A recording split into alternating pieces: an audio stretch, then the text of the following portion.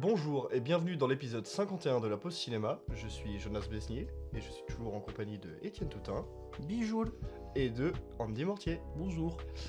Aujourd'hui, nous allons du coup parler d'un seul film de thématique qu'on a vu tous les trois, qui est du coup Omar la fraise de Elias Berkadar.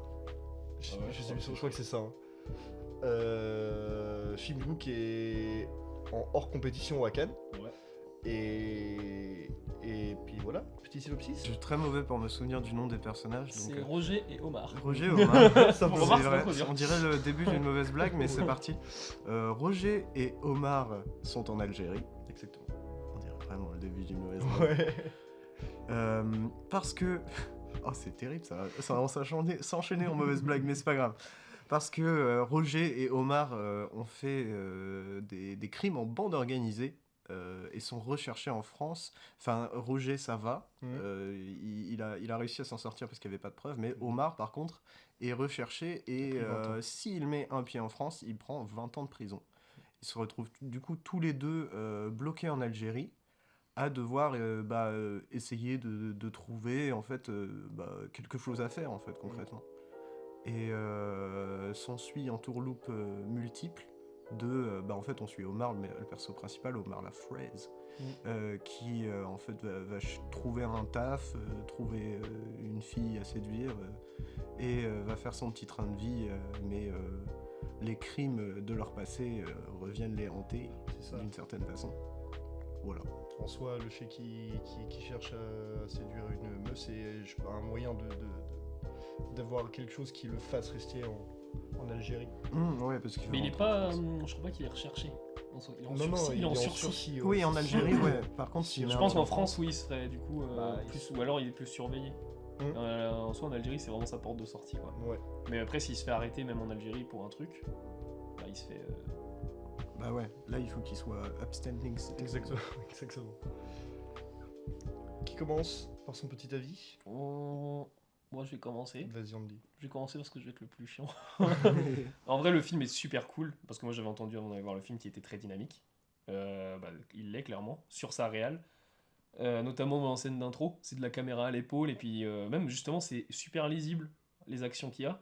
Alors pourtant, des fois ça s'attarde vraiment pas sur... tu vas voir un mec qui tombe à terre, c'est des panneaux partout, quoi. Mais tu vas quand même... ça va être très bien lu, ces trucs-là.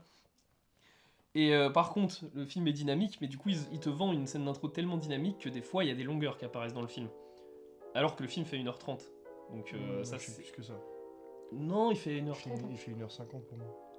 Bah, je te jure que mec, c'était vérifié en attendant que...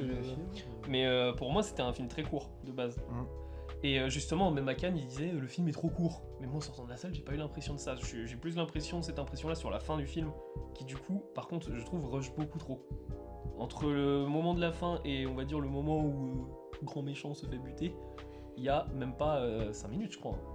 Ouais, et puis ça se conclut très vite en good ending. Ouais, et good ending qui, justement, moi, me pose un peu problème, c'est parce que le film est très très très cool, mais il y a des trucs dans le film qui me font dire que j'ai pas envie de les voir comme cool. Notamment un délire avec une bande d'enfants. Il fait combien le film du coup ? 1h40. Ah. C'était entre nous deux.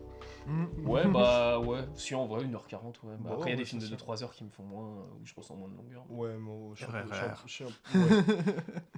Boys Afraid. Ah, Boys Afraid, non, il y a des longueurs. C'est un débat passé, ça. Ah, c'est pas un débat passé, il y a plein de gens qui voient les longueurs dans Boys Afraid. Ouais, pas moi. Parce que la première partie, c'est peut-être le même problème que dans Omar à la fraise, en fait, mais à petite échelle dans Omar à la fraise, c'est que la première partie de Boys Afraid est super dynamique.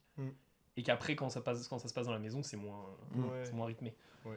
Mais même si dans Omar à la fraise, t'en parlais, toi, Étienne, avant, c'est... Il y a notamment des scènes, la scène de course de chameau, où là, par contre, il va te mettre un peu plus de dynamisme, notamment les musiques, tout ça, et ouais, ça fait du coup que tes autres scènes, en général, tes scènes de dialogue sont beaucoup moins rythmées. Après, heureusement, il y a un atout dans le film, Benoît Magimel. Parce que moi, je pourrais voir en fait 2 heures de Benoît Magimel en train de parler et de dire des conneries. Ah ouais. Ça passe. On a vu Benoît Magimel à rapper quand même. Oui, c'est vrai. C'est vrai. Et je trouve qu'il a un peu un truc de Jonathan Cohen, Benoît Magimel. Ils sont très différents, mais c'est le même genre de gars qui peut te déblatérer une histoire pendant 10 minutes et t'es captivé. Et tu le lâches pas, et chacun de ces mots semble super bien choisi c'est très et drôle. t'emporte vraiment dans une histoire. Enfin, du coup, ouais, rien que la scène d'intro, du coup, où il raconte l'histoire d'un gars qui s'est fait tirer dessus et qui se retrouve dans une entourloupe pas possible pour au final décéder. Et c'est génial, il marche dans le désert, il raconte cette histoire, et c'est tout. Et t'es captivé par le gars, enfin, c'est vraiment. Bah, c'est le cadre. Chapeau, Entièrement d'accord. C'est le cadre auquel tu lances le film, t'as deux mecs qui marchent dans le désert. Enfin, par exemple, moi ça m'a fait penser à Jerry, pour le coup. Ouais. Je me suis dit, oh, si ça partait comme ça. Et Jerry, au début, t'es très captivé, tu vois. C'est juste que ça tire en longueur après, et que c'est là que tu perds, que les spectateurs vont se perdre au fur et à mesure. Mais non, et autre chose dans le film, moi j'aime bien la relation du coup entre Benoît Magimel et Reda Kateb. Parce qu'ils ont justement, il y a Benoît Magimel qui est qui est comparé 2 fois dans le film, voire plus, mais j'ai peut-être pas vu les autres fois, à un phare. Alors, il a le tatouage du phare où il y a une scène clé vers la fin du film où là il y a un plan carrément du phare après le plan de Benoît Magimel.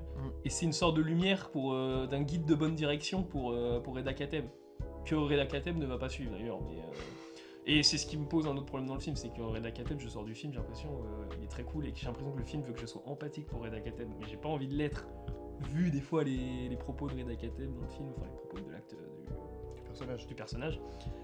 Et l'autre chose qui m'a beaucoup posé problème, c'est qu'aujourd'hui, je trouve qu'on peut pas se permettre de faire un film avec un perso féminin, et surtout un perso féminin qui vraiment a qu'une utilité, c'est de montrer la gentillesse de Reda Kateb et son côté romantique, quoi. Le personnage féminin sert clairement ici juste à valoriser le personnage masculin. Ça me pose un problème. Il aurait fallu une autre meuf pour faire la bascule. En vrai, je vois. Mais en soi, dans la bande déjà d'enfants, bah après c'est des enfants, donc c'est à moindre échelle. Les chefs un peu de ce gang-là, c'est du coup deux filles, une ou deux filles, surtout une c'est qu'on voit plus souvent, qui est Ouais. plus souvent cadrée à la caméra, mais justement qui a un côté assez masculin aussi, vraiment. Ouais, mais il n'y a pas hyper- d'exploration sur ces persos-là. Bah, c'est ça, oui, c'est ça. Et pourtant, le film n'était pas très long. Je trouve 1h40 aujourd'hui, c'est Ouais. plus très long, donc il avait le temps. Et même, pourquoi pas, justement, se focaliser plus sur la bande d'enfants. Parce que moi, quand je vois la bande d'enfants, j'ai l'impression que le film me dit que c'est très cool. C'est une ambiance très cool dans cette bande. Ouais, bah ils font des trucs genre absolument atroces, mais ils sont dépeints un peu comme des enfants un peu perdus qui cherchent en fait presque une figure paternelle, du coup, qui trouvent en Reda Kateb, un peu. Et au final, ça fait un peu un parallèle aussi avec l'histoire de la meuf, justement, et de son quartier et, par rapport au gâteau. Et en soi, tu vois, c'est un peu la figure de se dire, bah elle a son quartier, lui il a ses gosses, tu vois, comme ça.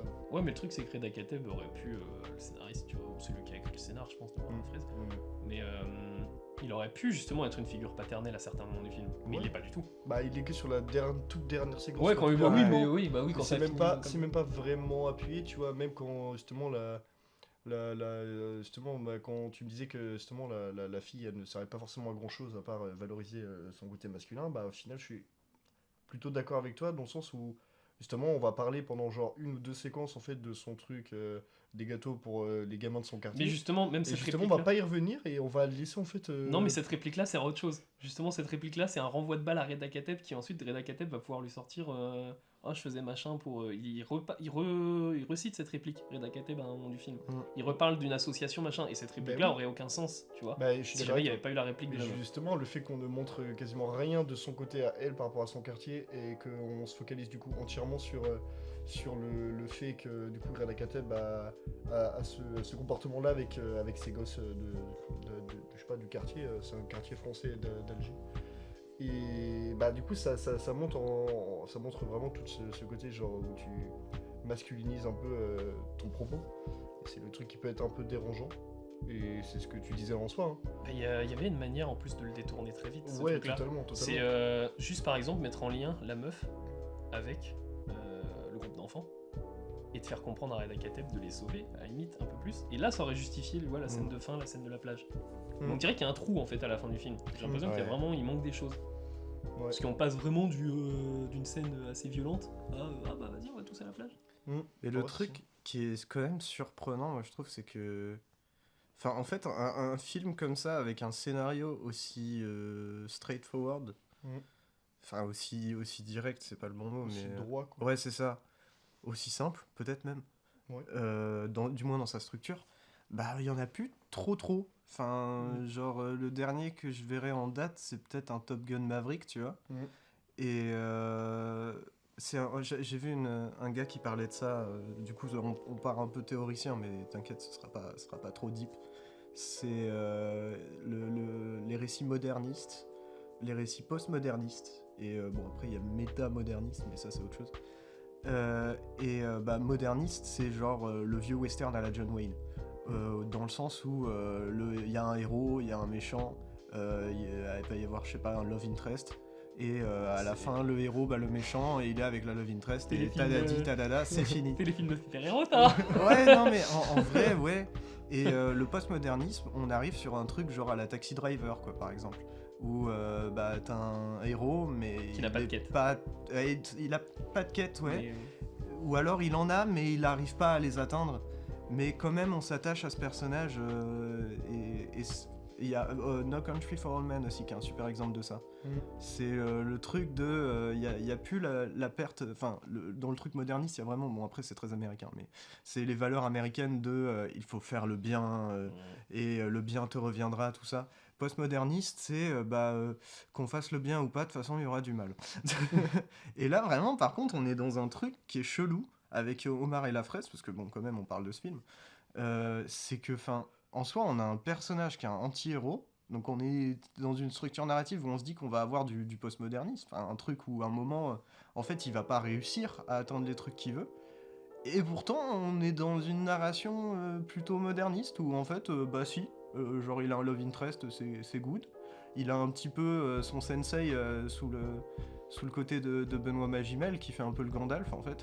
Et qui du coup bah meurt parce qu'il a tout appris donc il disparaît. Enfin tu vois c'est vraiment structure narrative de base. Il y a un grand méchant mais qui n'est là que du coup en début de film.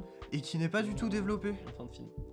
Qui n'est pas du tout développé aussi ce grand méchant. Ouais, On le voit au début, ils sont en mode c'est qui ce Gus et on le revoit à la fin et voilà. Mais l'autre truc qui me fait dire qu'aussi il manque des morceaux au film c'est, on en parlait, la scène du coup où le patron se fait enlever par les gamins et sauvé ensuite par Reda Kateb.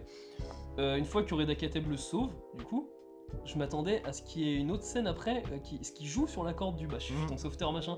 Cette scène, on ne revoit jamais le patron après dans le film. C'est vrai. Mais c'est un truc que disait le gars du coup dans la vidéo que j'ai vue, c'est qu'en fait, on est tellement habitué à avoir des films où il va y avoir des twists, va y avoir en fait non, le personnage il obtient pas tout ce qu'il veut, mais il a appris des choses qui fait qu'un compromis, il y a quand même une belle morale quoi. Qu'en fait une narration simple, genre comme dans les vieux westerns, on est perdu. Parce que c'est trop simple, il y a un truc qui manque. Et c'est un peu le cas avec ce film. Après, je sais pas si c'est voulu, ou si c'est par manque de moyens, manque de temps. Mais c'est vrai qu'il y a un truc chelou. Après, le film, je dois dire, parce que là, je le tacle, hein, mais le film est très très très cool. Très bien filmé, très très beau. Et ouais, moi, comme toi, hein, mon plus gros point positif, c'est Bebe. C'est Benoît Magimel, c'est le Big B. Bien sûr. C'est Reda Kateb joue quand même très bien sinon. Ah oui, oui. Il faut le dire. Bien sûr. Le trio marche super bien. Il joue mieux dans le fond du loup. Bah, c'est différent. Oui. Mais ouais, je vois ce que tu veux dire. Bah, le chant du loup, il a un truc, un côté beaucoup plus sérieux. Bah, plus militaire déjà. Oui. Ouais. Là, il est plus gangster. Mais après, moi, je suis pas. Maintenant, vous savez, je suis pas un gros chien du scénar, comme on les appelle, bien sûr, tu vois. Ouais. Mais justement, c'est que là, le truc est tellement gros quand il sauve le patron. Je me dis, mais évidemment, utilise-le de toute façon. Ouais. Le fait que ton patron te considère comme un sauveur. Ouais. Et justement, ça me perturbe parce qu'on voit jamais le patron après. Bah, ouais, c'est un petit peu genre. C'est la quête annexe, quoi. Bah, c'est pas comme dans Shit Under the Ring parce que c'est le plus gros film récent, je trouve, qui utilise ces facilités de scénar. Genre des persos que tu vas voir d'un coup et puis ils vont disparaître après, quoi. Enfin, c'est des persos loufoques qui arrivent et puis c'est jeté. Où il y a ça aussi dans les films des frères Cohen en soi, avec les personnages secondaires qui sont ultra excentriques, ultra développés, mais qui apparaissent que dans une scène, quoi. Non, c'est comme Twin Peaks saison 3, c'est hyper cité ce truc-là. T'as un épisode où il y a un nain qui arrive pour poignarder des gens dans une entreprise. Et tu sais pas qui c'est, et tu sauras jamais qui c'est. C'est génial. Il se passe juste ça, c'est un truc dans le cadre et tout, dans l'environnement du machin, et c'est jeté comme... mais dans l'univers de Lynch, enfin, c'est tout le temps ça, quoi. Ça contribue à son univers loufoque, mais là, dans Omar la fraise, c'est que l'univers est tellement linéaire, et justement à vouloir une quête, machin et tout, mais au final il n'en a pas. Mm. Enfin, ouais, c'est particulier. Ouais, la narration, franchement, est un peu chelou. Enfin, elle est trop simple pour le personnage qu'il présente, en fait. C'est ça qui laisse un peu sur la fin. En fait, on sent qu'à certains moments, il a voulu justement caser cette linéarité de sa structure, mais en fait, ça arrive tellement peu souvent qu'en fait, on ressent toujours quand même que ça reste assez linéaire Mm. et simple. Bah, en soi, ça m'a pas tant dérangé que ça, mais c'est vrai qu'il aurait pu... En Bah, vrai, il aurait pu rajouter peut-être un peu, genre, je sais pas, 10 minutes, je dirais, en rythmant un peu mieux quelques séquences, pour je- avoir plus de trucs. Et puis, moi, je trouve qu'il aurait pu aussi utiliser mieux le temps qui était alloué, parce que, enfin, Ouais. je suis pas convaincu, je sais pas vous, hein, mais moi, Il y a des scènes j'étais qui sont clairement pas, qui tirent en longueur et qui sont pas très. Bah, et puis moi je suis pas convaincu par les... Il y a pas mal de moments où, bah concrètement, à part du coup la course de chameau qui là pour le coup est franchement cool à regarder, Mhm. mais en soi il y a beaucoup de moments où il y a juste de la musique et des belles images. Je pense bah, par exemple à la fin où ils sont à la Mhm. plage, et je sais qu'il y a d'autres moments, mais Bah, il y a tu vois ils sont sortis de ma Il tête. y a des moments, enfin moi je les aime bien parce que du coup ça iconise un peu ces deux personnages et ça les rend un peu stylé entre guillemets. C'est bah comme quand ils vont dans la boîte par exemple, tu sais, ils rentrent après avoir tabassé le leader là, et t'as ralenti avec la musique, on va en reparler de la musique après d'ailleurs. Où justement ils arrivent, ils marchent vers la caméra, tu sais, en mode gangster et tout, genre t'as un côté un peu stylé tu vois.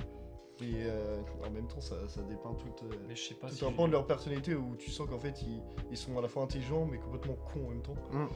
Et c'est... Non, en vrai, là-dessus, c'est pas mal. Ils iconisent pas mal les personnages avec des ralentis. Je trouve ça mieux, tu vois, quand t'as un Benoît Magimel qui pète un câble à dire mais qu'est-ce que je vois là, et on danse, on danse, on danse, Ah oui. pour montrer Ça rend beau. sa folie. Et puis après, enfin le côté cool. En vrai, Sympa, oui, je c'est divague un peu là, mais moi en vrai, tu vois, c'est ce que je te disais tout à l'heure, Andy, c'est que en fait, je trouve que c'est dommage que le personnage principal ce soit Omar, parce Ouais. que tous les personnages secondaires, j'aurais préféré que le film soit sur eux. Mais parce que même il iconise justement Reda Kateb à fond. Mhm. Et Reda Kateb est pas bien dans le film. Enfin, c'est pas. Ça, on peut ressortir Taxi Driver aussi. Taxi Driver, Robert De Niro, il est jamais iconisé dans le film. Mhm. Et là, Benoît Magimel, pourquoi pas? Parce qu'à la limite, Benoît Magimel, c'est un mec qui Mhm. s'est rangé. Parce que en soi, c'est une retraite ce film-là. Mm. Et Benoît Magimel, lui, a envie de vivre peinard. Mm. Mm. Et Ils ont puis profité. même, il reste en Algérie pour aider son pote, c'est Mhm. plutôt cool. Bah ouais. Puis même, enfin moi je me dis, un film sur la bande de gosses, ça aurait été incroyable. Même sur, bah du coup, la Love Interest, que j'appelle son nom, mais... Enfin, elle a l'air d'avoir un big passé, elle a l'air de... Il y a un truc de aider la population. En plus, c'est une femme, bah clairement, enfin, le film le montre, dans un milieu d'hommes. De partout, c'est quasiment que des... C'est même que des hommes. C'est ça, c'était- Non, et qui- c'est, et qui, dans l'usine, il y a elle beaucoup arrive de à Dans trouver sa l'usine, place il y a aussi, beaucoup de femmes, mais tu vois, si le film était sur elle, on aurait appris à connaître les femmes de l'usine, Ouais. on aurait appris à connaître son association, enfin, je sais pas, il y a un truc, Mais quoi. c'est ça, Et tout ça, on le voit pas, il y a tellement de choses qui sont évoquées, mais qui sont pas montrées, et ça Ouais. brise un peu la règle Bah, du show don't tell, quoi. Oui. Mais après, il y a un truc qui est pas mal, je trouve, en vrai, qui est plutôt bien abordé, même dans l'écriture, c'est sa façon à ce personnage, qui est le personnage de goût de Samia, c'est Mm. son prénom. C'est justement le fait qu'elle arrive justement à trouver en fait sa place et de s'imposer véritablement dans ce monde justement hyper masculin. Ouais. Et c'est cool. Ça, Bah c'est- ouais, mais c'est tu vraiment vois, pas mal. Ça, le Le film truc, le vend pas. Mais c'est ouais, ça. c'est ça, exactement. Et on iconise Benoît Magimel et Reda Kateb, mais on l'iconise pas elle. Et... Ouais. Enfin, ou alors si on l'iconise, c'est genre du point de vue de Reda Kateb Ouais, on qui iconise la plus la mate, quoi. relation que les personnages en elles-mêmes quand il y a la Samia dans le trio. Bah on reste du côté d'Omer Lafraise. C'est quoi. ça.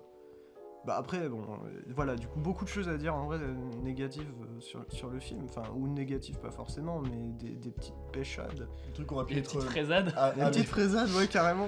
C'est des trucs qui auraient pu être améliorés, qui les idées sont pas déconnantes en soi, mais Est-ce que vous ça, savez ça si c'est aurait un... mérité un meilleur développement. Est-ce que vous savez si c'est un premier film ou pas? Alors Je non, vais mais en vérifier, vrai, je ça crois serait Pas que ce soit pas. un premier film parce qu'il est direct en compète. Ah non, il est hors Non, compète, il est hors pardon. compète. Ouais, il est hors excuse-moi. compète. En vrai, je comprends du coup qu'ils soient pas en compète. Ouais. Parce que. Ouais, oui. Ouais, il y a. Ouais, on va pas sortir une pique pour Thierry Frémont, mais en ce moment, la compète, il y a beaucoup de problèmes déjà. Ouais. Oui. Donc peut-être que. Ouais. On se tire pas une balle dans le pied, on veut quand même être invité au festival. Ouais. Mais avant, par contre, Thierry, règle tes problèmes avec la police. police municipale. Oh là là. J'ai vu la vidéo. Oui, tu l'as vu aussi. Oh là là.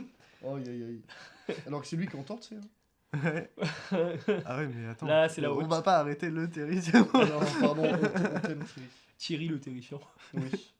Terrifiant. Le frère d'Anthony. Oui. Oui. C'est terrifiant. Ok. Ah, c'est vachement bien Ok. ça.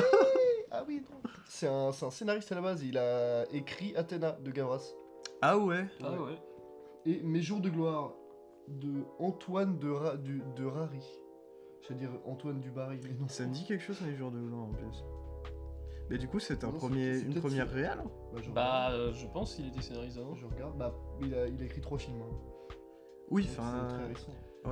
Mais ouais, c'est con parce que le problème d'Omar Lafrèche, je trouve pas que c'est la réelle, c'est le scénar. Bah Alors plutôt, que le ouais. mec est scénariste du coup. Bon, après, il y a quelques soucis de rythme, hein, enfin, Oui. du moins pour ma part. Mais après, ça vaut quand même le détour, c'est très Ouais. cool. hein, Après, franchement. au niveau de la musique aussi, moi, elle m'a marqué, genre, elle me reste dans le crâne. Surtout qu'il y a pas mal de musiques qui sont utilisées dans plein d'autres films, genre comme la musique dans la séquence d'intro qui est du coup utilisée dans Canto Uno, Make to My Love, Canto Uno de Keshish. Et sinon après c'est que des musiques justement du style du coup algérienne, je pense des musiques connues là-bas.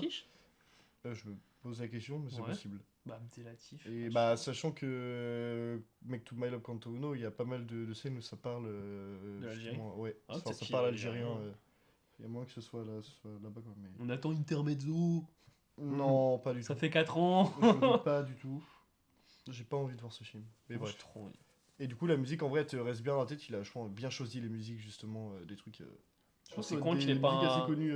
C'est con qu'il ait pas pris un compositeur algérien pour le coup. Et ouais, du coup, je pense que c'est son premier film. Oh, il y a un truc aussi, non, il y a un truc Ouais, qui bah ça fait sens. Ça. Ouais, si c'est son premier... Bon, il a fait un truc avant, mais... Il y a possibilité que ce soit un petit court métrage. Ouais, c'est un court-métrage. Eh Et oui. c'était au festival Semaine de la critique à Cannes en 2018, son Sympa, court-métrage. là. putain. Il y a un truc aussi qui me saoule Et du coup, c'est dans son ce premier film. film. Vas-y. Mais il y a rien de. Comment dire, dans le rapport avec les pays. Hein. Mais en film français qui le fait, je déteste aussi. C'est les gros plans de drapeaux. Ah, Parce que je me doute, tu vois, que le réal est algérien, il veut vendre. Enfin, il veut faire un film pour les Algériens aussi. Et il y a 3 ou 4 gros plans de drapeaux, je crois, dans le film. ouais, c'est vrai. Et je déteste ça, même dans le cinéma français. J'avoue que ça me dérange moins, tu vois, quand c'est un drapeau algérien. Bah plutôt oui, parce qu'un que. drapeau français ou américain. Parce qu'on n'a pas cette culture-là, justement, on est envahi de la culture. Américaine. Bon, après, Le Pen dirait qu'on est envahi de la culture algérienne aussi, mais, mais on est plus envahi côté États-Unis en soi, Mm. avec la pop culture, tout ça. Mm. Et en France, parce que bah, c'est notre pays, mais même quand il y a un film français qui met 10 drapeaux français dans le truc, je suis en mode, mais vous avez C'est- compris que le film il était ouais. français, algérien ou américain, Ouais, quoi. C'est trop patriotique. Ouais, à la limite, Bah, après, je en l'accepte soi, plus dans un Michael Bay qui justement joue avec ce délire-là, Oui. Ouais. qui s'en amuse, ou même un Clint Eastwood aussi, bon lui on connaît quoi. Bah Enfin, ou on sait que le mec, La vieille école aussi. Et Team America de. j'ai pas vu. Trey Ah, Parker et Emma de- Stone. Tu l'as pas vu Non. Bah. En même temps, la musique. Ils sont dans la fucking satire, mais 10 000 fois. Par contre, il y a des drapeaux américains absolument partout. Sur tous leurs costumes, à chaque fois, il y a un drapeau américain. C'est génial. Après, en soi, pour moi, genre le cinéma, genre ça fait un bon bout de temps que à peu près chaque film, il y a un côté patriotique, pardon. Il y a un Ou truc une qui critique. Ouais, du patriotisme. Donc en soi, moi, ça me dérange pas, ça me dérange plus. Et en fait, juste, tu sais, simplement, tu fais avec. C'est pour moi, du coup, c'est pas un point que, Bah moi, mais que juste. je pourrais vraiment aborder en mode point positif ou négatif. Bah si, parce que moi ça me fait poser la question du coup de la vision du réel. Est-ce qu'il essaye de me vendre les trucs qu'il y a dans son pays, du sens les gosses, la bande de gosses qui va braquer, ou est-ce qu'il est fier de ça du coup dans son pays? Parce qu'en soi, peu importe le pays, t'as Ouais. pas, c'est un problème pour le coup. Ouais, je vois ce que tu veux dire. Donc tu vois, ça vous montre que le réel du coup, Bah là, dans ces cas-là, c'est l'écriture qui pose problème. bah C'est ça. pas ouais. forcément les plans. Mais c'est ça qui un est peu chiant, patriotes. c'est ça qui est chiant quand tu mets un film comme ça, c'est en soi, à part si t'as vu les interviews machin, tu sais pas justement quel point de vue à le À réel. adopter le réel. Ouais, Bah, c'est c'est sûr. vrai, ouais. C'est Clint Eastwood, enfin, bien sûr, qui met des drapeaux, du coup, on sait pourquoi. Enfin, il est très patriote, machin, enfin, il est, bon, de droite, Mm. oui, Oui. même si je trouve pas. Si. Dans certains de ses... Grand Torino, je trouve pas que c'est un film de droite. Non, là-dessus, je suis d'accord, Donc, mais Cry Macho, fort. Ouais, mais... Ouais, j'aime pas ce film-là. Mais après aussi, ce qu'il faut remettre aussi en question, remettre en cause, c'est peut-être pas le bon terme, mais prendre en considération, c'est le fait que c'est un premier film aussi. Et que, Oui, ça peut être maladroit. Ouais, c'est ça, c'est qu'il a des maladresses. Je pense qu'il a voulu Ouais, mettre quand c'est même pas mal de bien choses dedans. Et possible. c'est un premier film, comme Bah, tout premier film. Le réel, il va essayer de mettre le plus de choses possible. Puis, Et là, il il s'est y a- dit, je vais faire un film sur mon pays, par exemple, il est algérien, j'ai pas vérifié.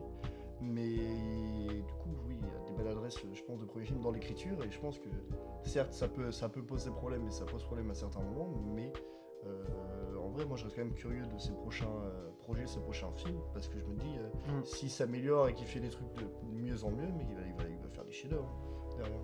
Ouais, ça peut, hein. Bah Honnêtement, ouais, Sur les ça gens peut. qui sont hors compète ou dans les autres sélections et en général, finissent à un moment dans la compétition. Bah, Ouais. le mec qui est hors compète à côté d'Indiana Jones et du Scorsese, le mec, pour un premier film, c'est pas déconnant. Et hein. puis Moi, je suis rien que content son, si son ça petit m'arrive. casting, quand même. Bah, ouais, il y a Benoît Magimel. Il y a Double Reda scénarisé. Kateb. Bah ouais. Non, Ouais, c'est, quand même, non, hein. c'est pas mal. Puis en soi, en termes de scénario, il a scénarisé quoi 3 films Mhm. en comptant Omar la fraise. Ouais. Bon, après, le scénario d'Athéna était vachement cool. Il a des petites Il a failles, des mais petits pour moi, failles, il, mais là, il ouais, reste solide. Je suis reste plus vraiment sur, solide. moi solide. sur Athéna, après, je suis plus fan pour la réal. Ouais, bien Moi sûr. aussi, évidemment. Bah oui, évidemment. Les Mais romans. moi, ouais, bon, on va pas revenir sur Athéna, mais Non. il y a des petites failles quand même, Mm. scénaristiques, qui m'ont dérangé vite fait, mais m'ont dérangé un peu quand même. Et mais ouais. En vrai, il y a une comparaison pas déconnante avec Athéna sur certains points. Au niveau genre de dépeindre un peu. Alors c'est un peu vite fait ce que je veux dire, mais c'est genre de dépeindre des quartiers, des cités. Dans le sens où, genre là, justement, quand il rencontre les gosses, justement, Reda Kateb, il est dans un quartier et on te met, c'est la seule fois qu'on te nomme en fait un endroit, c'est vraiment marqué quartier français. Non, non, il y en a plusieurs fois dans le film. Ah non, Il y en a 2 ou 3 fois. Ouais. Ouais, Ah, non, j'ai- surtout vers le début, je crois. Ouais. Ouais. J'avais pas vraiment tilté, mais celui-là, il m'a bien fait penser justement. Et du coup, le fait qu'il ait écrit Athéna, c'est pas non plus déconnant. Tu ressens, je pense, quand même des trucs, même en termes d'écriture, qui peuvent être en corrélation, en accord avec des propos, des choses qui sont dans Athéna aussi. Ouais, mais Athéna se focalise sur ça. Là, Ouais, il s'y ouais, attarde pas assez. bah totalement. Mais là, tu vois, il y a quand même un point où même justement, le premier truc que Reda Kateb dit aux gosses une fois qu'ils visitent leur cité, c'est il n'y a pas la police qui vient. Mm. Tu vois? Mm. Mais ça, c'est un truc quand même qui est intéressant, c'est que le mec écrit du coup vraiment des bons dialogues, enfin du moins pour Omar et la fraise, je me concentre là-dessus. Omar la C'est- fraise. Ouais, Omar et la savais, c'était sûr que j'allais faire la faute. Tu l'as fait 2 fois. Ah bah c'est parti. Jamais 203. Du coup dans Omar et la fraise, y a les dialogues franchement caractérisent bien les personnages, je trouve. Enfin les personnages sont bien caractérisés au point où j'ai presque plus envie de suivre des personnages secondaires plutôt que le personnage principal. Mais pourtant, scénaristiquement parlant, on est vraiment sur un truc bateau quoi. Enfin un truc bateau, un truc basique et qui colle pas vraiment avec les personnages. C'est ça qui est surprenant, c'est que il y a vraiment des qualités d'écriture sur certains points et sur d'autres beaucoup moins quoi. Donc voilà, à suivre en vrai. Ouais, moi je pense que c'est quelqu'un que je pourrais suivre ce prochain projet, voir ce qu'il va faire à l'avenir, et puis on verra bien si ça match ou pas. Ouais carrément. Et ben du coup on en a terminé avec notre petit film d'actu Omar la fraise, j'allais faire la même faute. Et peut-être préciser du coup que maintenant on va se focaliser des fois sur plus de films d'actu, mais pour parler de nous trois, Ouais. en priorité sur un film d'actu qu'on choisira. Exactement.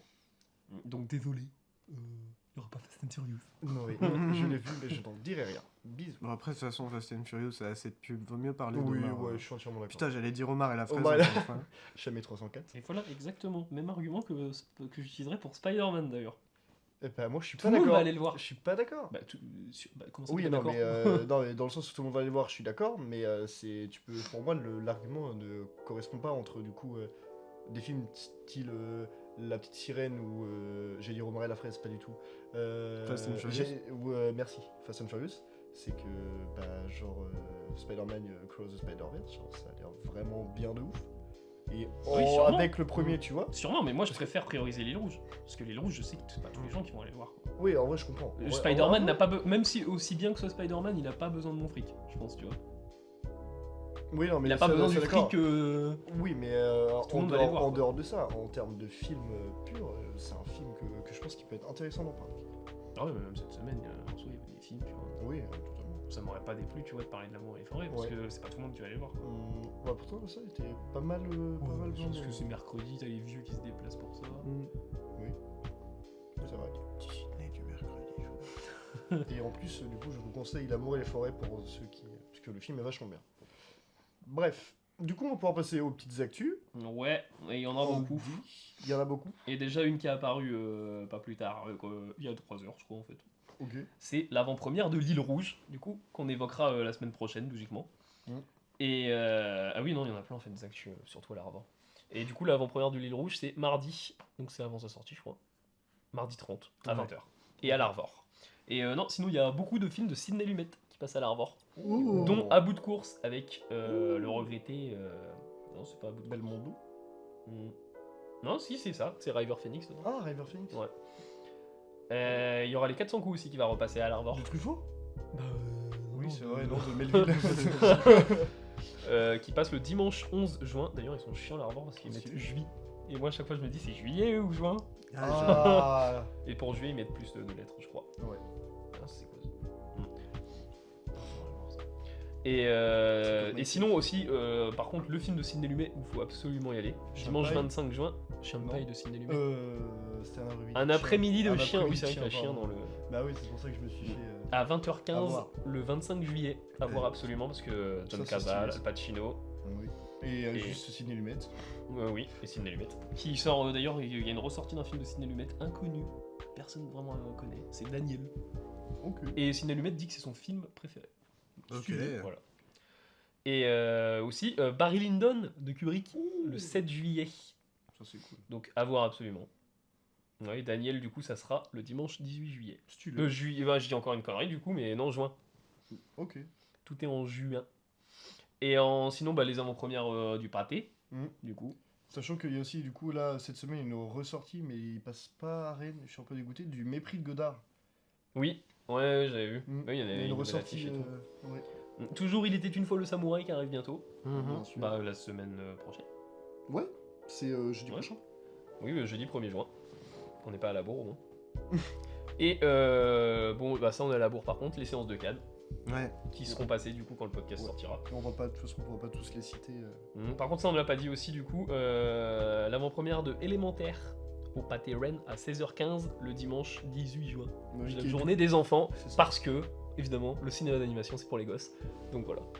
Je suis d'accord. Il repasse le Kraken, je sais pas quoi là. Ouais. Ah oui, l'avant-première de Ruby et- Kraken. Ruby et je sais plus quoi là. Bah, si je me trompe pas, moi, pour moi c'est le nouveau film de. Oh super. C'est le Ouah. nouveau film de DreamWorks. Je suis pas sûr. Ouais, si. Ouais, voilà. Bah, Ouais, c'est par les créateurs de Shrek et de Dragon. Ouais, bah donc oui. oui. Et le film. Et le même jour, Harry Potter Ah oui. et à l'école des sorciers, Mm. numéro 1. Vu qu'ils sont Et enfants, ça- ils pourront mater élémentaire, les Oui, sorciers. et ça, je suis très heureux. La journée des enfants, Harry Potter à l'école des sorciers. Ouais, l'école des sorciers, moi quand je le remets, je me dis quand même, il y a des trucs Bah, glauques dedans. moi, je connais pas mal d'enfants qui sont traumatisés en le matant. Bah, là. Juste le 1, donc genre. bande de faibles. Et non, sinon, On prochaine va se soirée, goûter éduquer au Carpenter. prochaine soirée des passionnés, du coup. Parce que oui, il y a l'avant-première aussi. Donc avant-première de second tour le 30 juin. Je crois. Ouais, en présence de l'équipe du film. Ah, c'est le jour de l'après-midi, tiens, je crois. Moi, je vais voir Albert Dupontel. Ah bah moi je vais voir un après-midi, tiens. Ouais. Bah l'après-midi. Bah je me dis du coup autant en fait je verrai mais autant aller à la soirée des passionnés en fait voir second tour du coup. Moi, je vais attendre de voir Albert. Bah ouais du Pontel j'ai envie de le voir aussi. Bah ouais. Ah bah moi après-midi, tiens, au cinéma, je sais pas s'il repassera dans peu de temps. Quoi. Ouais, en vrai, ça se tient. Second tour, il repassera après. Oui, j'aurais pas de après souci si à me il le faire. met, tu peux plus le rencontrer. Moi aussi mais- le prochain du Pontel quoi. Et là j'arrête les films. oh merde. Mais du coup en tout cas soirée des passionnés le vendredi 9 juin Mm. et c'est à 19h30 au Pâté. Et du coup bah si je me trompe pas du coup ouais, c'est le 30 juin. Mm. Avant-première de second tour. Donc ça c'est cool, hein. Ce qui est bien avec le Pâté c'est qu'ils te foutent les soirées des passionnés avec un film et puis hop après ils te remettent le même film mais avec le casting. Voilà, la soirée des passionnés devrait y avoir le casting. En vrai, ouais, ce serait même Genre plus... ça serait logique. Ce serait plus logique, ouais. Mais bon. Ouais c'est bien le 30 Le juin. pâté est la logique. Putain le seum. Et du coup, on va avoir des bandes annonces en avant-première en soi, du coup, avec les soirées des passionnés. Donc tu vas à la soirée des passionnés non? Je pense Ouais. pas, je vais voir. Je verrai bien. Ouais moi je verrai aussi. Ça dépendra du coup ça, si ça me permettrait de préparer les questions pour le petit Albert Dupontel. Oui, parce qu'il va ressortir en fait. Trop bien. Disco Boy, je pense. Mais Ouais, et qui sinon, les 100 ans de Warner, il faut les fêter. Surtout que Warner, Bien ils sûr. font que de la qualité. Évidemment. Ouais, Et, surtout quand ils sortent les films. Oui. Et du coup, il y aura 2001, Casablanca, 2001, Blade Runner, Les Affranchis et Et Joker. qui n'a rien à foutre là. Oh ouais, mais c'est dans question de génération. Oui, non, mais je Il y a suis des je suis- Warner, je suis mec, d'accord. Interstellar. Bah oui, mais non, mais je suis d'accord. Là, tu prêches un convaincu. C'est surtout que Joker, ils savent qu'ils vont faire ça le plein. Enfin, Bah oui. les gens qui l'ont déjà vu vont se dire, ah, c'est vrai, ça fait longtemps et c'était bien. Et les gens qui l'ont vu après en VOD vont se dire, ah, c'est peut-être bien au cinéma. Bah ouais. Je veux bien, les gens. Est-ce qu'on va y aller? Moi, non. Non. J'ai toutes les places sauf pour Joker. Bah, Moi, j'ai quand même pris la place pour Joker, mais je pense qu'il y aura un seul siège vide au milieu, qui sera le mien. Et je crois que j'ai fini. Il y a juste le TNB du coup, toujours le focus Ghibli. Ça, c'est cool. Et voilà. Et puis voilà. Je pense Et pas qu'il y ait d'autre chose. moi, j'aimerais bien parler d'un petit teaser, vraiment, et qui dure 20 secondes le teaser, mais que j'ai trouvé fort intéressant. C'est Acide de Just Filippo. Ouais, bah j'ai entendu les premiers retours à Cannes. Ouais, apparemment, il est vachement bien. Bah parce que allez voir le court métrage. Du coup, Et, parce que le court métrage est trop bien. Bah, moi, j'ai même pas envie de voir le court-métrage, j'ai juste envie de voir le film, d'attendre le film et de mater le court-métrage après avoir vu le film. Bah c'est plus intéressant je pense de mater le court métrage parce que son film au final, enfin en général quand un réal fait adapte son court métrage en film, c'est qu'il a pas pu faire ce qu'il voulait dans le court métrage. Ça se tient. Donc Ouais, Mais si, ouais, si vous mais- regardez Beau avant Boys of Fred, ça a rien à voir. et du coup C'est petite sûr. news, bah non au TNB, bah le mépris de Jean-Luc Godard est au TNB. Ah, trop bien. Voilà, du 24 au 30 mai. Génial. Et on aura Pogno aussi sur la fallait. Et allez voir La Nuée de Juste Filippo, du coup, son premier film, avant de voir Acide quand ça sortira. En août. lui, la nuée. Ouais. C'est le même réel. C'était son premier. Oui, La Nuée, c'était Premier son long premier métrage. film. Premier long métrage. Il avait une bonne presse hein, sur la nuée. hein. Ah, La Nuée, c'est trop bien. Non, mais Mhm. je veux dire, même, on en a beaucoup entendu parler pour un premier film, c'est rare. Ah Bah, ouais, il est ouais. passé à Gérardmer en plus. Ouais, bah ouais. Bah je l'avais Il pris avait- en il avait- avant-première sur le site de Gérardmer avec Mm. du coup le Ghibli. Moi, je l'ai vu en Et, avant-première au Gaumont. Aïe, je l'ai vu aïe, une deuxième fois et la derrière. sorcière. Tu l'as vu La Nuée, toi Non. Mike Matza, c'est trop bien. Non, parce que ça m'avait l'air trop classique comme film d'horreur. Mais bref. C'est même pas un film C'est d'horreur. même pas un film d'horreur. hein, C'est vraiment. Bah, on me l'a vendu comme ça, donc. Ouais, mais franchement, bah, moi, je te le conseille en tout cas. C'est un très bon thriller. Mm. Horrifique. Oui. On en a fini du coup avec les actus de Rennes par Andy Morty, et nous-mêmes aussi d'ailleurs, un petit peu. Et on va du coup pouvoir passer à mathématiques pour l'épisode 51, qui est Aventure enfantine. Mais quel film don as-tu choisi pour Aventure en Santine? En Santine, oui. J'ai du coup choisi un film que j'aime beaucoup, qui s'appelle Les Goonies de Richard Donner, en 85. Faut savoir que Stand By Me est sorti en 86 d'ailleurs. C'est vrai? Ah ouais, Un an Que juste là, un après. acteur de Stand By Me joue dans Les Goonies. Oui. Et qu'en plus, les deux, j'en reparlerai, mais les deux ont une similitude assez marrante. Ouais, Notamment sur carrément. Carrément. Bon, après, ils ont pas le même but et ils retrouvent pas la même chose. Non. C'est Mais, pour ça que je trouve Stand By Me plus intéressant. En vrai, je suis d'accord. Non, je comprends, mais bon, j'adore ce film. Pourquoi les Goonies dans une aventure enfantine? Parce que je trouve, déjà, pour introduire le sujet, que c'est un film très léger. Oui, puis il y a des enfants, ils ont une aventure, t'aurais pu t'arrêter là. Hein. Oui, c'est en vrai, c'est vrai. Bah, j'ai voulu transitionner, mais c'est vrai, oui, déjà, c'est une aventure avec des enfants. Et juste parce que du coup, c'est un film qui est super léger. Genre, c'est un film, genre, c'est comme un petit ballon d'hélium que tu balances dans le ciel, mais quand il explose, ça fait un giga feu d'artifice. Tu vois ce que je veux dire? En vrai, ouais. Et enfin, moi, c'est comme ça que je le ressens. C'est Moi, un je film le- qui donne le sourire, qui donne le plaisir et qui. Il y a des trucs Quand glauques. ouais, de fou. Mais genre, quand tu regardes le film à la fin, t'es content. Genre, tu souris. Moi, j'ai souri quand j'ai vu le film. Je souris. Le Mm. film, il te donne envie de suivre justement cette aventure et d'être joyeux avec ces drôles d'enfants remplis d'Oscars actuellement. Euh, donc non, c'est merveilleux. Moi, j'adore ce film. C'est un truc super onirique et en même temps, oui, il y a des trucs un peu glauques, logiques, tu vois, mais comme dans Stand By Me. Et Ouais, mais Stand By Me est plus. il est plus sombre quand même, hein, Stand By Me. Ouais. hein. Stand By Me est beaucoup plus sombre. Plus réaliste. Et ouais. Parce que Rob Reiner fait des films beaucoup plus sombres que Richard Donner. Oui, là, oui. Non, on est Tu regardes beaucoup plus, Misery, mec, c'est pas Stand By Me. En vrai, et non, mais encore en vrai, moins les Goonies. je joke comme ça parce que Richard Donner ne fait pas que des films gentils. Non. Il a fait La Malédiction. Il a fait les Superman aussi. Hein Il a fait un Superman, je crois. Richard Donner. Ah ouais? Avec Nicolas Cage.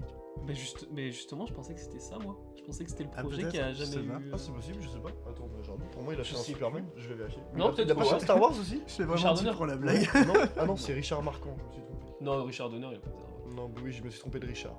Mais après, tu disais que ouais, ça rend heureux, mais c'est parce que vraiment les films pour enfants sont construits vraiment d'une façon à ce que le début et la fin soient très similaires. Ça marche pour je comparais le début de Stand By Me, par contre ça marche pas pour Stand By Me, parce que Stand By Me est beaucoup plus sombre et dépressif sur sa fin. Ouais, de fou. Mais si tu compares Stand By Me et les Goonies, c'est au début, ils sont dans leur QG, ils parlent de plein de trucs et tout, et là t'as le petit gros qui va arriver et qui va dire hey, les gars, je peux rentrer, j'ai une idée.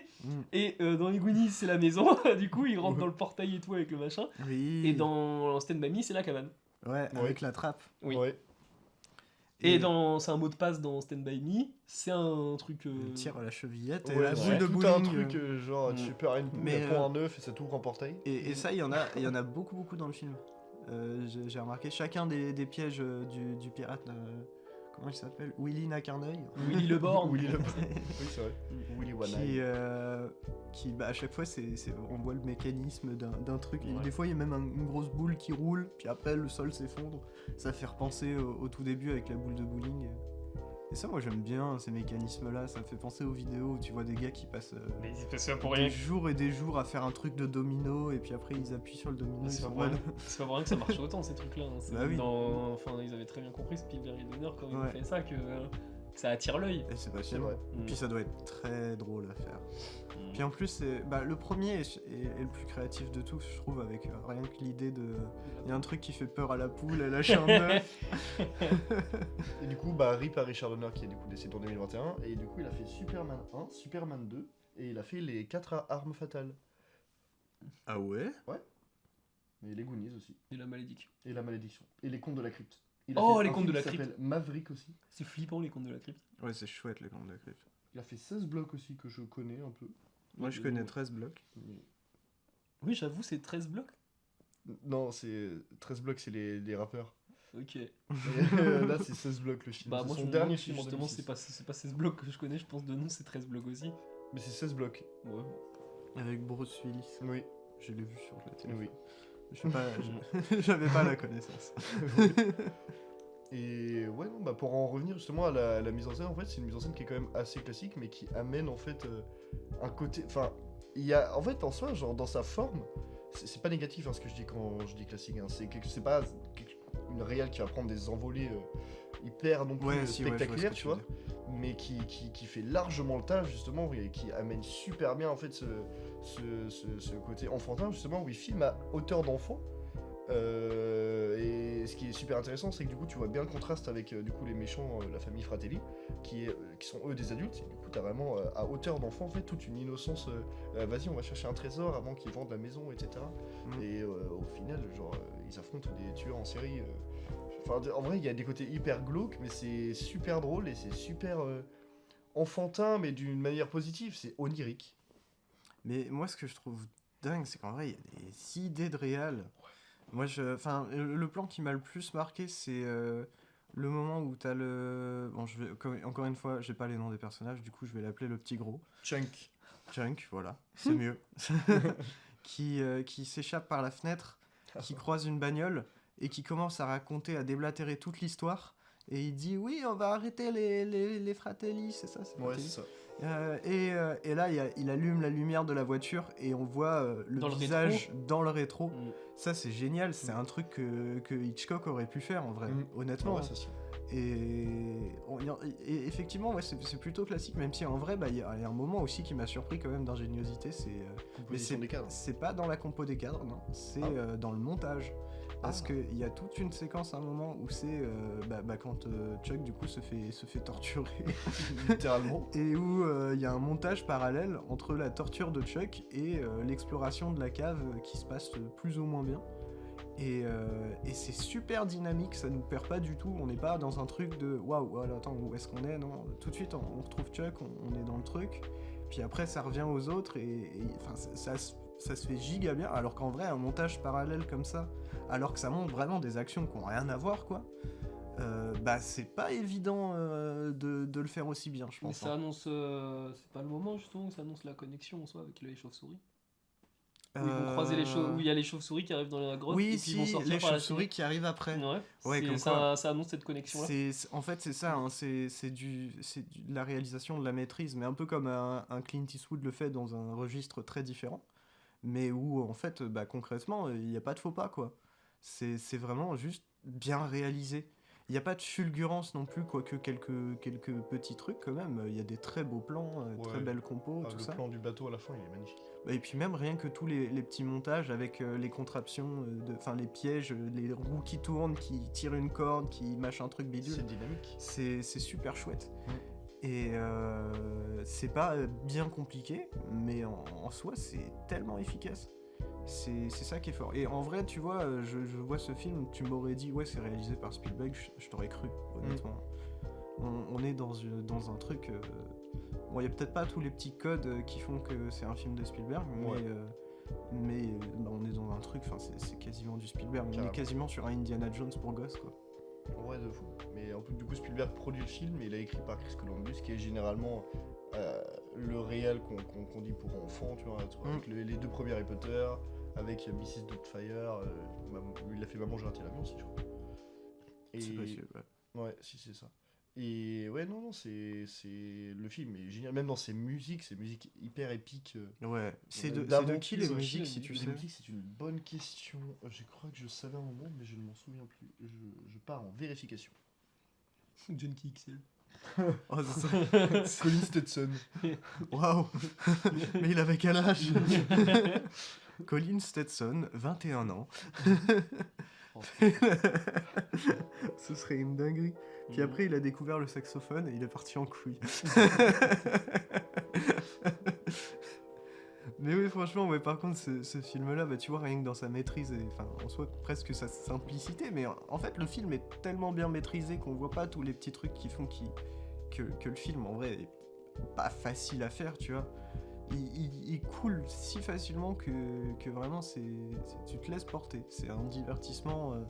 On avait eu un moment le truc, tu sais, des questions et un film qui prend pas la tête. Bah voilà, les Goonies. En vrai, Réponse en retard de fou, mais les Goonies. Carrément. Ça prend pas la tête, ça se regarde tout seul, c'est toujours un plaisir.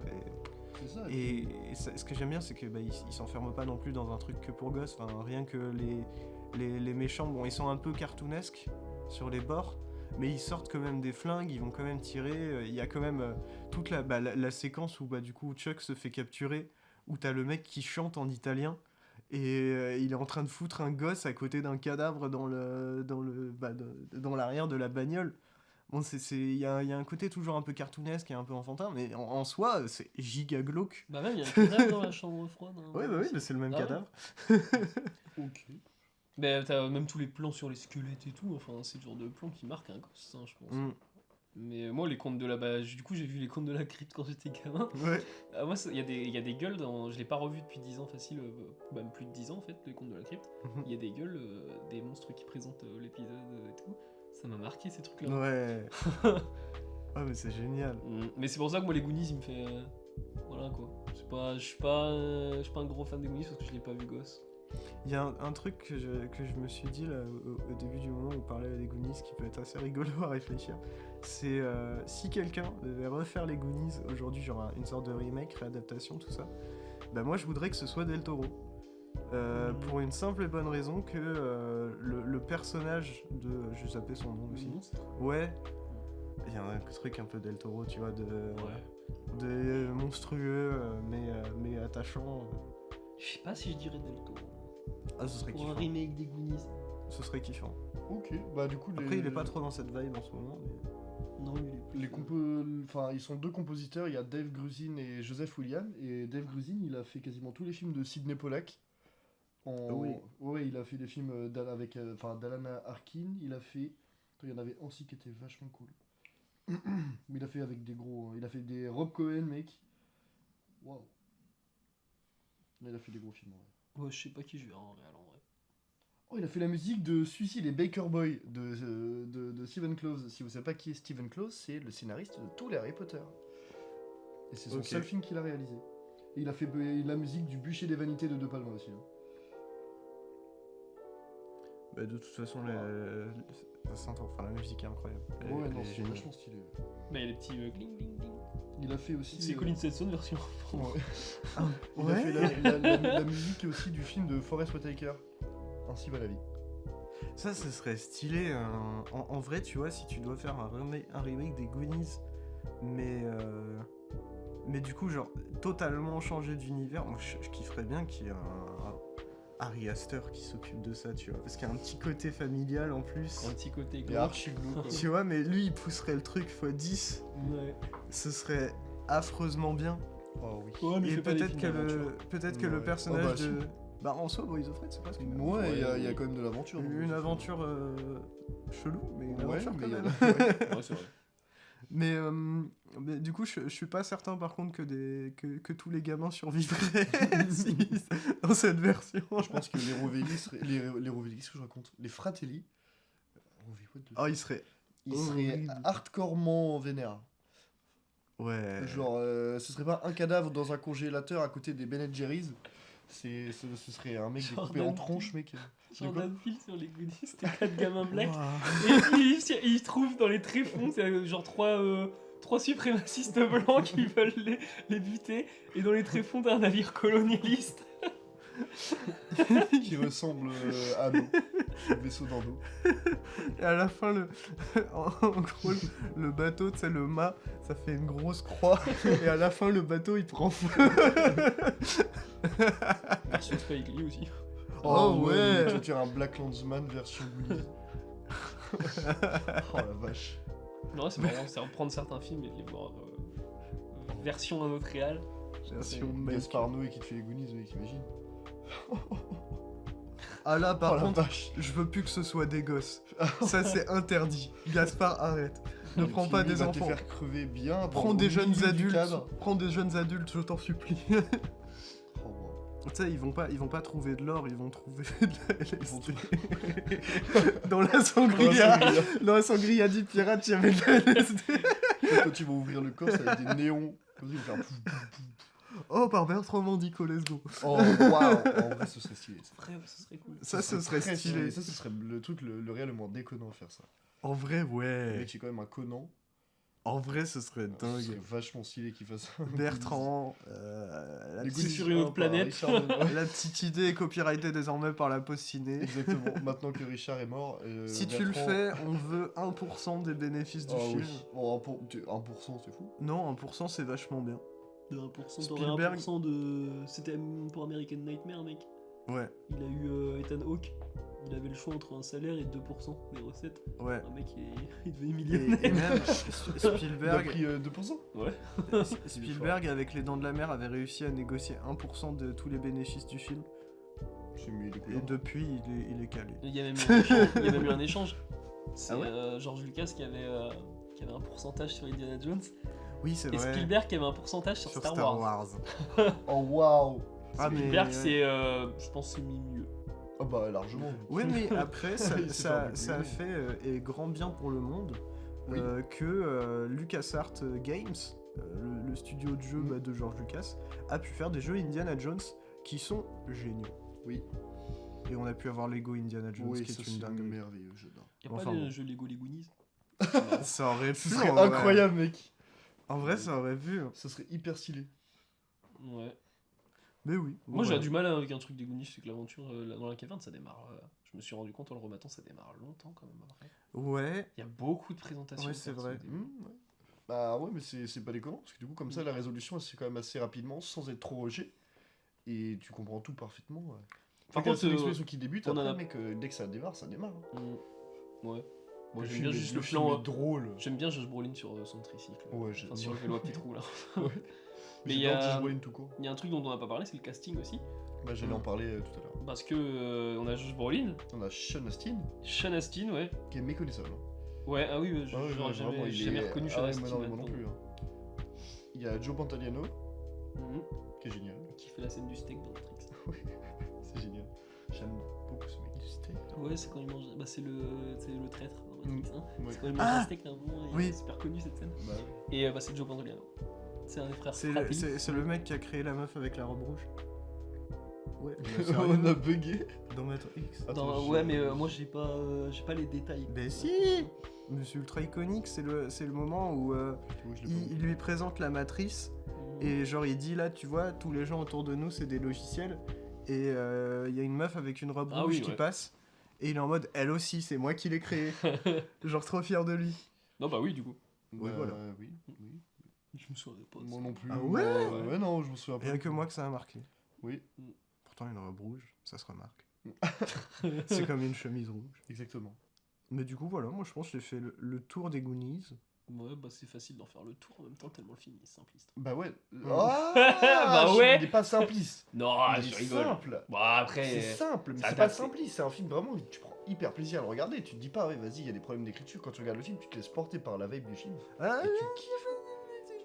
Bon, bah après, j'excuse le truc parce qu'en vrai, ça a pour volonté d'être un divertissement feel good pour enfants. Ouais. Mais la fin, c'est un petit peu rushé en mode je Tout qui suis. se produit au même endroit. Ouais, je Ouais. suis le méchant qui veut la maison de ton daron et je vais faire ça maintenant et tu vas signer et tiens, j'ai trouvé de l'argent dans le truc. Ah bah du coup, il y a C'est pas des- besoin de signer. Et puis même, C'est oui. même Tu un vois, gros c'est- chien du scénar, mais qui va te dire la meuf là qui a l'espagnol là qui a Ouais. le sac de billes.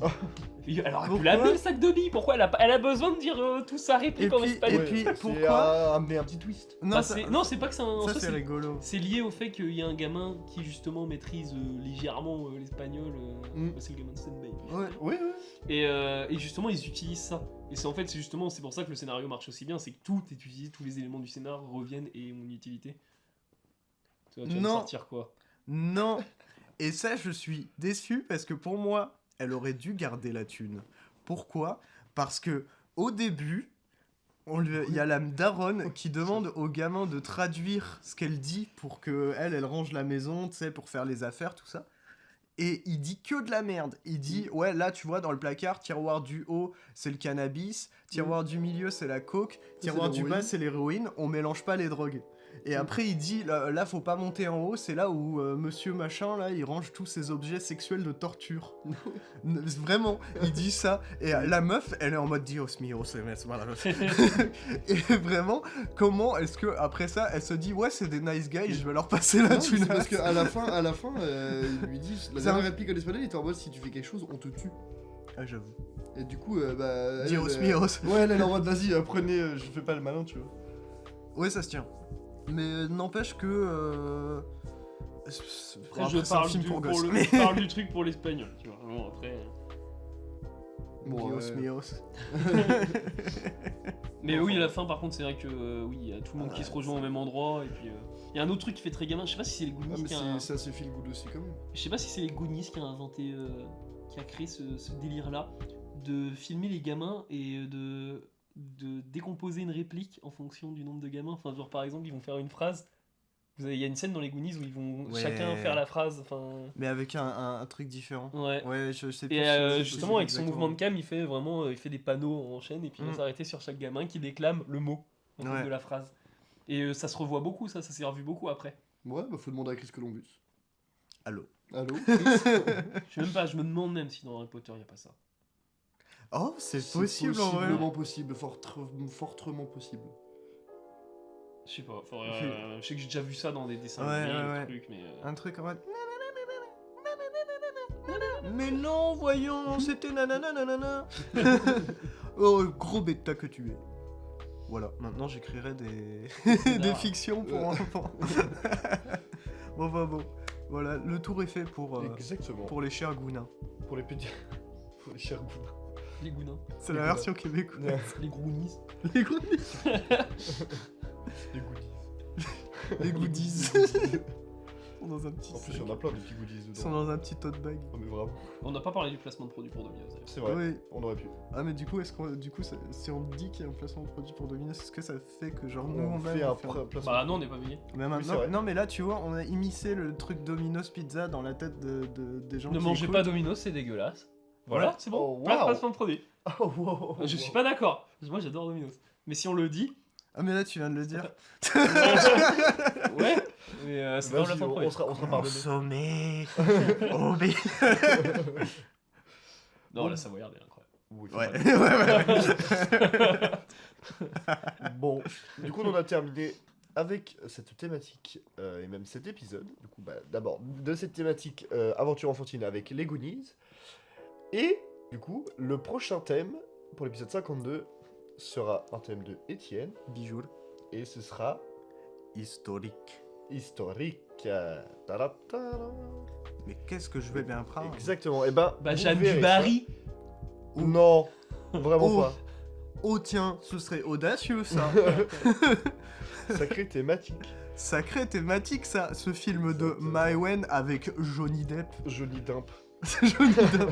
Johnny Depp. Bref, du coup, vous verrez du coup quel film Étienne a choisi la semaine prochaine. Merci de nous avoir écoutés et des bisous. Bisous. Bijou.